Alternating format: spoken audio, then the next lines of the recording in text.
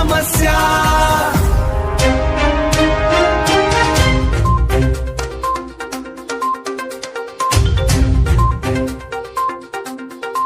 संडास बाथरूमची अडचण आहे, टॉयलेट नाही आहे, परत पेटलायला पाणी प्यायची सोय नाही आहे, काहीच नाही आहे. काय करणार ते पुरुष? इकडे जेंट्स काय तर करू शकलो, लेडीज कुठे जाणार? लेडीजची कुठे जायचं आणि काय करायचं? हा सगळ्यात मोठा प्रश्न आहे आजचा मार्केटचा पेटलायचा. कुठं पळणार आणि काय करणार? लेडीज कुठं जाणार आहे ती?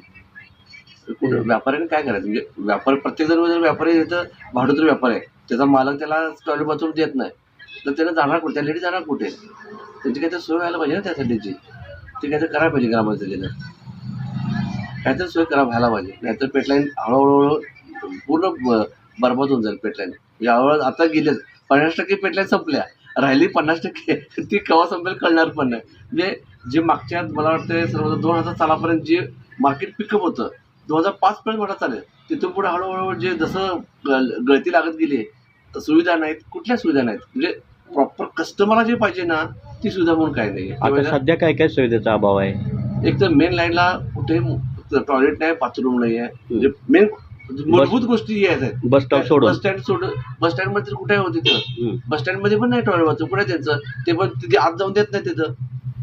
तर प्यायला पाणी नाही व्यवस्थित. तुमचं कुठे पाणी प्यायला? फक्त नॉर्मल पाणी आहे, त्या पाण्याचा काहीच उपयोग. आणि घाण एवढं पाणी आहे की ते विचार पण करू शकत नाही आहे. जाणार कुठे पब्लिक? ग्रामपंचायत लक्ष नाही आहे ते. ग्रामपंचायत अजिबात लक्ष नाही आहे. किती सालापासून? 10 वर्षाला येतात. हो, 10 वर्षामध्ये कुठंच काही नाही त्यांचं. काय करणार ते? CBS न्यूज मराठी पन्हाळा प्रतिनिधी मी शंकर कुमार. आमच्या न्यूजच्या वतीने एक नवीन उपक्रम चालू केलेला आहे, माझा आवाज माझी समस्या.